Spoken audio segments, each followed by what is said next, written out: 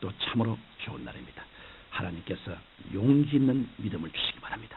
오늘 저는 여러분과 함께 누가복음 10장 17절로 24절의 말씀을 중심으로 하나님의 자녀의 권세라는 제목으로 은혜를 나누고자 합니다. 우리들의 삶이 타인의 조종에 의해서 좌우된다면 우리들은 참 자유인이 아닌 노예일 수밖에 없습니다. 그런데 인류는 알지 못하는 사이에 인간 이외의 존재에게 조종을 당하고 있습니다. 성경을 보면 첫사람 아담이 인간이 아닌 다른 영체에게 조종을 당한 사실을 알 수 있습니다. 그 영체는 마귀였습니다. 마귀는 뱀을 통해 인간을 조종하여 하나님을 반역하게 했고 그 결과 인류는 비극과 슬픔과 절망의 역사를 맞이해야 했습니다. 오늘날 수없이 많은 사람들이 눈에 안 보이는 영적 도적인 마귀에게 잡혀 도적질을 당하고 죽임을 당하고 멸망을 당하고 있습니다. 오늘날 사람들은 잘 살아보겠다고 과학과 문명을 발전시키지만 인간의 마음속에는 시기, 분노, 질투, 공포, 불안, 초조, 절망, 좌절, 미움, 음란, 방탕 등으로 시궁창처럼 되어 불행한 나날을 살아가고 있는 것입니다. 그러면 우리가 어떻게 하면 이와 같은 악의 세력을 물리치면서 마음속에 사랑과 희락과 화평을 갖고 행복한 삶을 살아갈 수 있을까요? 첫째로 우리는 새로운 피조물이 되어야 합니다. 유대인의 율법학자여 선생인 니고데모가 밤중에 예수님을 찾아와 어떻게 하여야 구원을 얻겠냐고 물었을 때 예수님께서는 진실로 진실로 내게 이르노니 사람이 거듭나지 아니하면 하나님 나라를 볼 수 없느니라고 말씀하셨습니다. 니고데모가 이 말씀에 너무나 놀라 사람이 늙으면 어떻게 날 수 있삼나이까?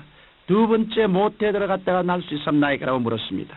그러자 예수님께서 진실로 진실로 내게 이르노니 사람이 물과 성령으로 나지 아니하면 하늘나라에 들어갈 수 없나니라. 육으로 난 것은 육이요 성령으로 난 것은 영이니라고 대답해 주었습니다. 인간은 누구나 부정모혈로 태어나 육신의 생명을 누리면서 살아갑니다. 그러나 영생을 얻으려면 영으로 다시 태어나야 합니다. 어떻게 다시 태어납니까? 우리의 죄악을 짊어지시고 십자가에 죽으셨다가 부활하신 예수님을 우리가 구주로 모시드리면 하나님께서는 성령을 통해 우리를 새로 태어나게 해주시는 것입니다.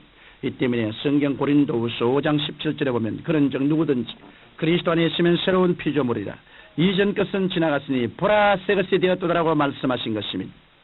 이러므로 예수님을 구주로 영접한 그리스도인들은 거듭나 영생을 얻은 새로운 피조물들입니다.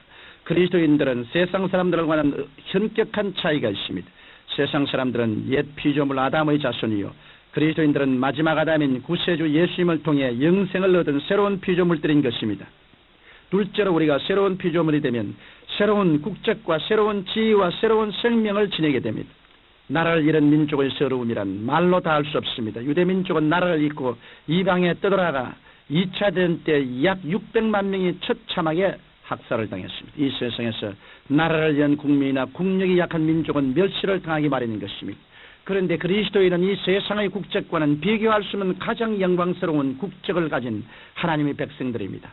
성경 골로새서 1장 13절을 보면 우리가 우리를 흑암의 권세에서 건져내서 그의 사랑의 아들 나라로 옮기셨으니라고 기록되어 있습니다.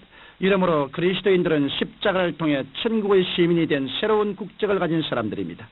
또한 그리스도인들에게는 특별한 지위가 주어집니다. 성경 에베소서 2장 5절로 6절을 보면 허물로 죽은 우리를 그리스도와 함께 살리셨고 또 함께 일으키사 그리스도 예수 안에서 함께 하늘에 앉히시니라고 말씀하고 있습니다.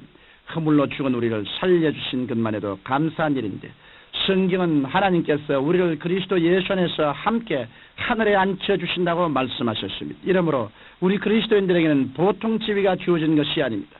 육신으로는 이 세상에 있어도 영으로는 하늘나라에 있는 것입니다. 그 때문에 우리 그리스도인들에게는 죽음이 조금도 두렵지 않습니다.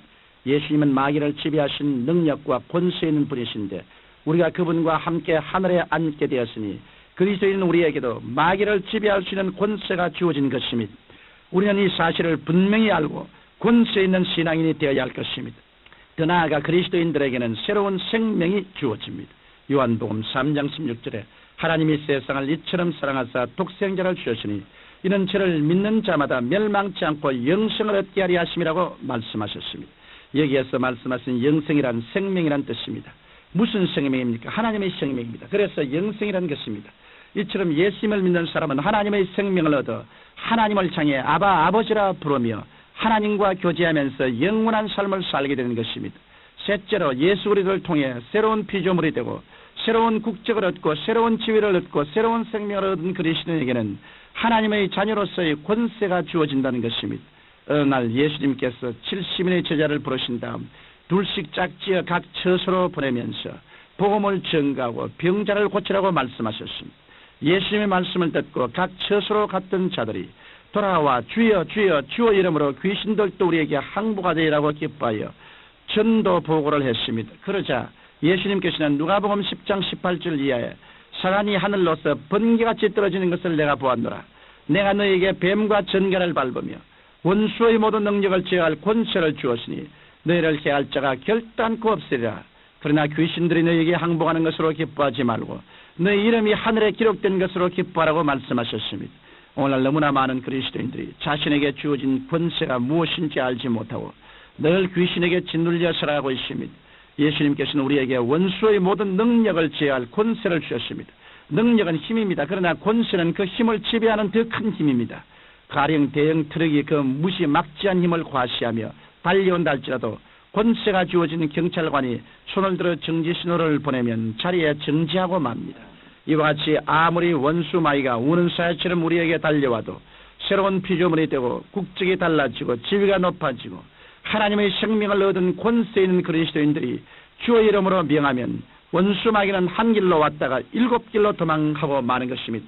마지막 아담이신 예수님께서 우리를 구원하러 이 땅에 오셨을 때 마귀는 40주 40야를 금식하신 예수님께 나타나 돌을 떡으로 만들어 먹으라 유혹했으며 성령 꼭대기에 뛰어내리라고 유혹했고 천하만국과 그 영광을 보이면서 자기에게 절하면 이 모든 것을 주겠다고 유혹했습니다. 그러나 예수님께서는 하나님의 말씀에 서서 단호하게 물리쳤습니다. 사도 바울은 에베소서 6장 12절에서 우리의 시름은 혈과 육에 대한 것이 아니요 정사와 권세와 이 어두움의 세상 주관자들과 하늘에 있는 악의 영들에게 대함이라고 말했습니다.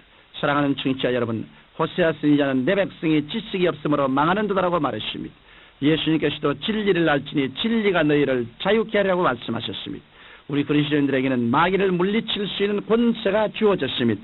이러므로 우리의 영혼과 육체와 생활을 파괴하려는 마귀를 우리는 나사렛 예수 그리스도 이름으로 권세 있게 물리쳐야겠습니다. 살아계신 아버지 하나님, 우리 모두 다 마귀를 쳐서 이겨 복종시키고 하나님의 영광으로 충만한 삶을 살게 되게 도와주시옵소서.